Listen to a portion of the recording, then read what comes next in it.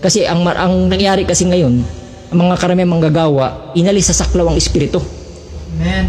Nagpaparami sila ng membro. Gagawin nila mga paraan nila para amuhin ng tao, para mahikayat nila sa kanilang iglesia. Para umanib sa kanila, ang bait ng pastor pala ito. Nakikita ko talaga sa kanya ang pagkapastor. Talagang maamo siya, magano. Di ba yung kahit yung aso plus may aamo rin yan. May tao pa kaya na amuhin mo, aamo rin yung membro, siyempre.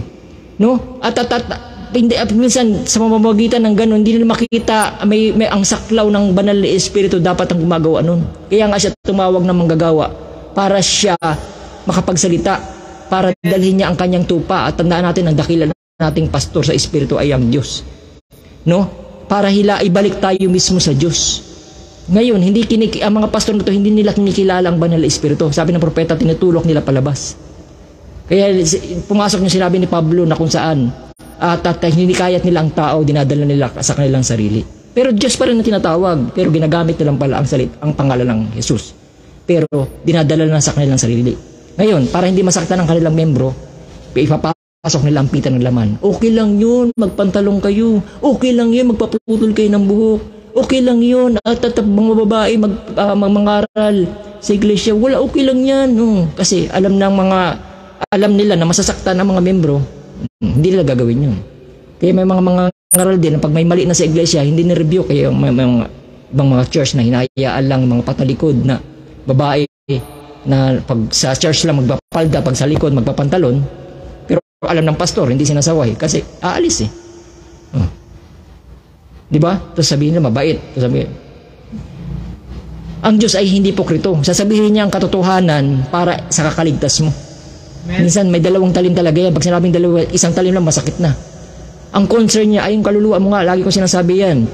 No? Pag mayroong manggagawa na kung saan kahit na mali, kinukonsinti ka, hindi yung pagmamahal. Pagpapahamak yun.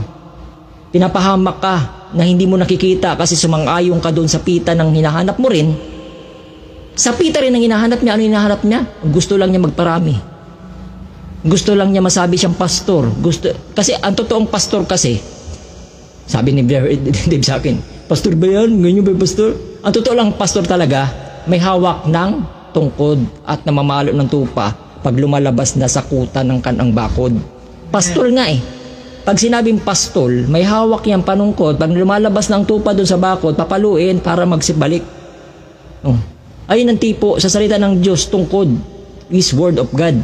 Kaya nga ang salita ng Panginoon, pag nag-rebuke yan at sumawatayin, masakit. Kasi gusto kanyang ingatan na hindi lumabas sa bakod niya. No?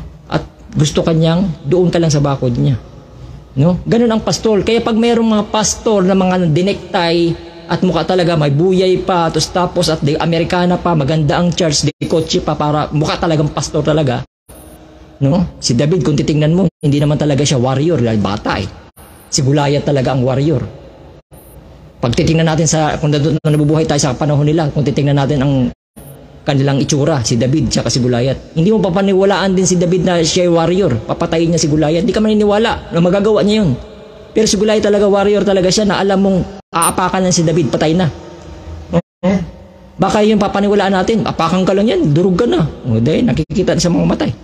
Pero napabagsak niya si Goliath sa magitan ng kapangyarihan ng Diyos sa maliit na bato pa. Kung dadali natin sa kapanunan ito, ganun din ang salita ng Panginoon na kung saan ay ang ika'y bumalik.